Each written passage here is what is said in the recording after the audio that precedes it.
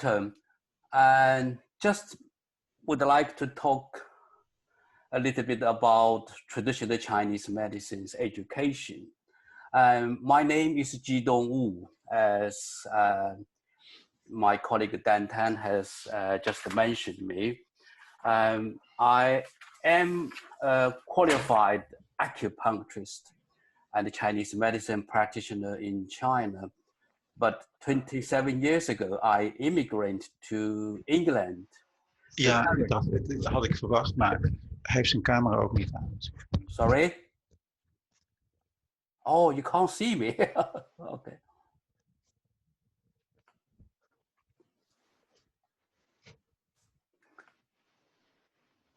Yeah, okay, sorry. Yeah, I was trained in in China, and 27 years ago, I immigrated to the UK. So I used to work at Middlesex University, as my colleague Dante mentioned, worked there for 20 years and developed and teaching the first traditional Chinese medicine program in Europe. And 2 years ago, I retired from that program. Currently, I'm still quite young, so I'm practice Chinese medicine in Cambridge, UK. So as I said, my background is in TCM practice and the TCM training. So on training part, not only teaching in the medical with Middlesex University, but I also lectured in Ireland, Amsterdam, and other European countries. And I also was a general secretary for Traditional Chinese Medicine Accreditation Board in the UK, which is to monitor the training and the education of traditional Chinese medicine in the UK. And I also chaired a professional body called Traditional Chinese Medicine Association, ATCM, for a few years. And I'm a member of the committee member for Herbal Medicine Advisory Committee and Medicine and Healthcare Regulatory Agency in the UK. So just a few, 2 years ago, so I have been involved in teaching and the lecture in Shenzhen Open University, because I used to work with Shenzhen as a university for a few years as a part-time lecturers. So to me, I would like to talk about generally about traditional Chinese medicine. As my first slide, you can see, actually, I put Chinese medicine as a unique medical system. Why we said unique? Well, because it is. As we know, you don't see any applied science or medical which could last for few millenniums, while Chinese medicine it is, and not only just lasting for over a few thousand years, but it's still practical, practiced, and getting more popularities all over the world. So why? There must be something inside.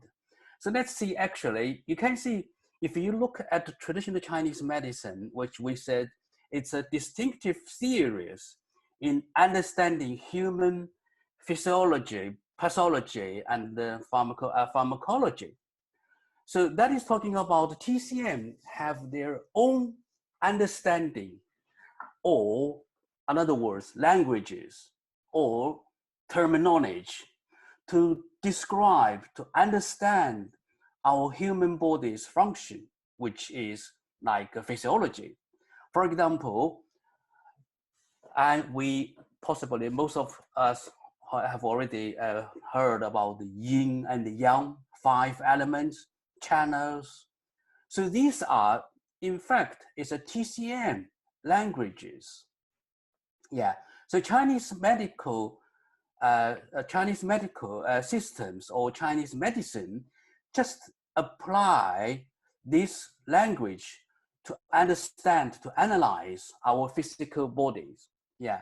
So currently you can see at the current situations like COVID-19, as you can see, actually, still we have a lot of Chinese medical practitioners are working in a remote manner, such as telecommunications. And especially nowadays, we can use the Zoom to check the tongue, to look for the client's complexion and asking questions. And then we will be able to make a diagnosis. But of course, one more thing which is missing is just we can't take the pulse. But without taking the pulse, just by asking questions and checking the complexions and the tongue's colors, and TCM practitioners still be able to make their herbal medicine to provide treatment. And I'm not quite sure whether you heard about in China this COVID-19. So Chinese medicine has played a major role in fighting this virus and to help Chinese patients to recover so soon. So this is a Chinese medicine using their specific descriptions or languages to describe human body. And the pathology, yeah. So pathology, as we're talking about, in fact, you're talking about, Chinese medicine use their own understanding to say that what's wrong with you, what is abnormal. You got the stagnation, you got the blood stasis, and you got the fire, or you got the wind, damp, this kind of the pathology. Yeah, and the etiology, which we use these traditional terminology and still can be applied in our current situations. And then because we're using our special techniques and using our special languages, so we will also to use the treatment accordingly based on these principles and knowledges. So my next slides, you can see actually, and TCM were getting popular. Why? Because its effectiveness and because it's using a different way. And some people, especially nowadays, they just fed up with taking the drugs and or are worried about the side effect which is caused by the drugs. So that's more and more people turning on to traditional medicine or traditional Chinese medicine or traditional acupuncture. Yeah. So let me talk a bit more about acupuncture. Now, acupuncture, we heard or we tried. Actually, on the definition of acupuncture is called a system of complementary medicine which fine needles are inserted into the human body and into the energy channels, which we call it meridians or channels, and using these insertion needles to treat various physical and mental conditions. So physical condition, which we can say like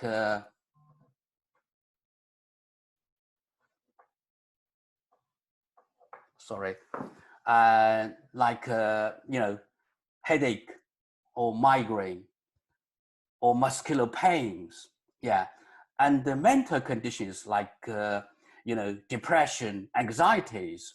So all these kind of the conditions we can be treated by the acupuncture or TCM. Yeah, so acupuncture, as we know, it has a centuries, over 2,500 years. Some people say the 4,000, but I would say just about 2,500 years. If we go back to see evidence like classic texts, so it is a kind of non-chemical, non-drug, non-materials insertion, which I would say it is a kind of the invention by the ancient Chinese. So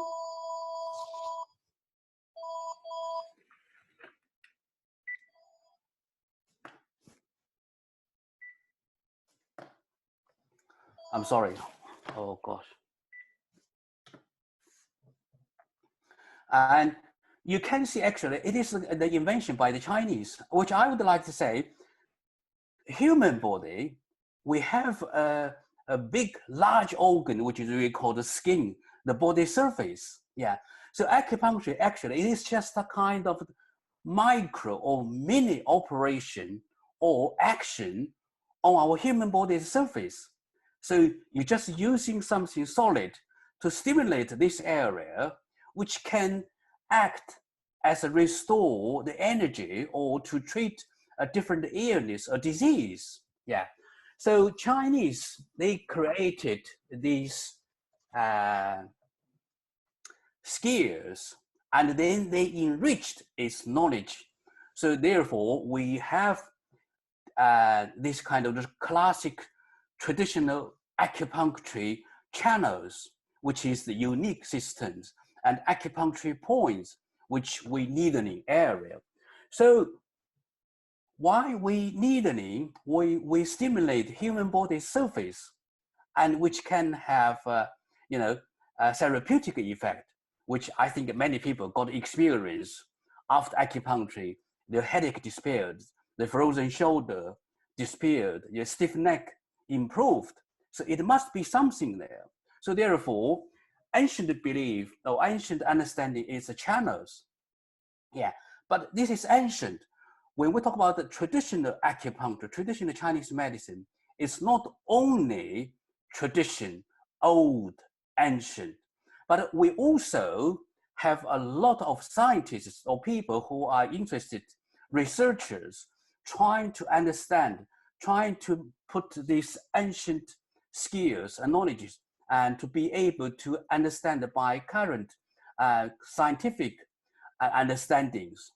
For example, some people would like say, in fact, acupuncture, you stimulate the channels, but actually you are not only stimulate channels, you may working on the skin and the skin have nerve endings, or you may stimulate, mast cells or fatty cells, or you may stimulate fascias when you put needles into the human body after you penetrate the skin.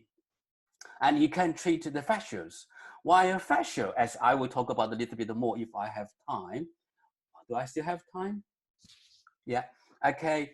And muscles, when you put the needles more deep, so you will stimulate muscles. And the muscle is also a big tissues, human bodies, the tissues.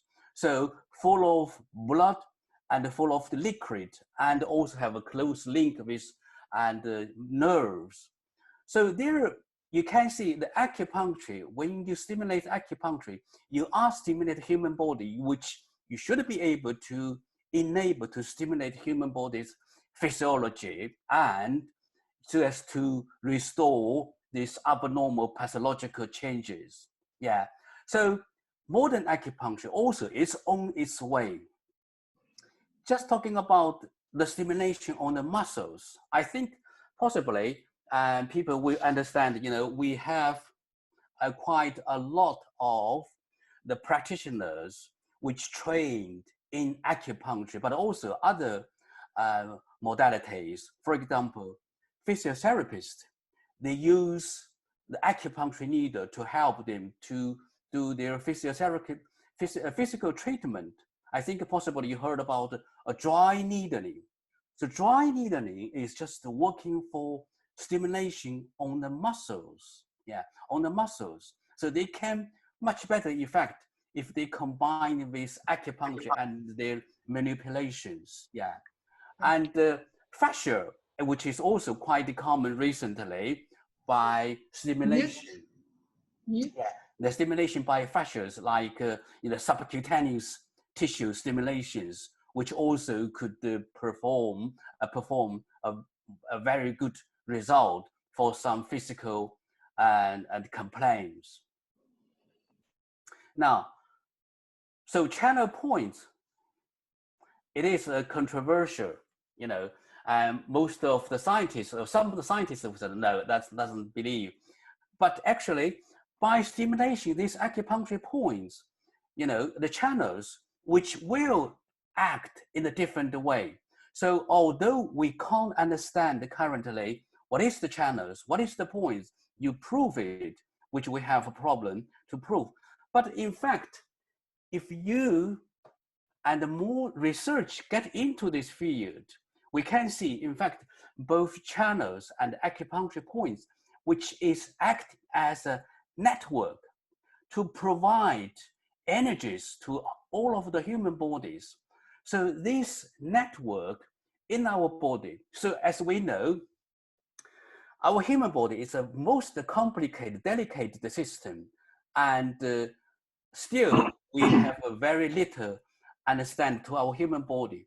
But our human body must have a kind of the network to act. Otherwise, all these body parts, how can they function? So therefore, it must have some the network. But we can't net ancient people to show us, to demonstrate nowadays. While today's research can prove or can, reflect some ancient ideas, which does make sense, because this ancient idea is not created by, their vivid dreams. It is by long-term observation of people, activities, disease, and health. Now, I just show you this photograph. I don't know whether people could, some of you can see, have already seen this kind of the photos before. It was 2 years ago by scientists, which they find a unique system, which called new human organ. Yeah, new human organ. What is it? So actually, it is said it is called interstitium. Interstitium, which is under the skin. Our body may have a new organ, and this organ has been neglected by the scientists, or people did not understand what is it, or we did not pay attention. But this new organ, interstitium, which played a major part in disease transmission. Now, this is the currently scientists find. In fact, to this interstitium, which I can see, so you can see this is quite similar to the ancient Chinese meridian channels. So of course we have meridian channels in GCM, that's a classic channels, but also we have collaterals and networkers with very small channels. So these big channels, small channels, minor channels, and to form a network so as to maintain our human bodies, the activities. Yeah, so actually, if you're interested, you could go to the Google just to search new human organs, and you will find a lot of the findings, specifically talk about interstitium. So to me, actually, I would say Chinese have an organ which is also controversial called the Sanjiao, triple burners. Or, they said, actually, this is Chinese organ, triple burners, or acupuncturists. Yeah, this is our channel systems. But of course, we cannot prove, we can quite fully to demonstrate that it is channel, but at least it is the network. While acupuncture, it is working on the network, which that is why acupuncture can have a therapeutic effect.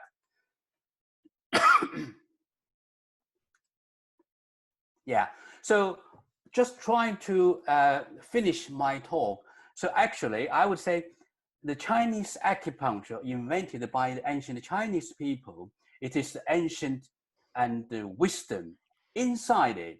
It should have some reasons. So because it can solve the problem, and currently in the UK we have a lot of a few hundred, yeah, possibly like something like 50,000 acupuncturists practice acupuncture or some other forms, and some of them just using acupuncture, like British Acupuncture Council, which have over 2,000 members, only choose acupuncture as their career or job.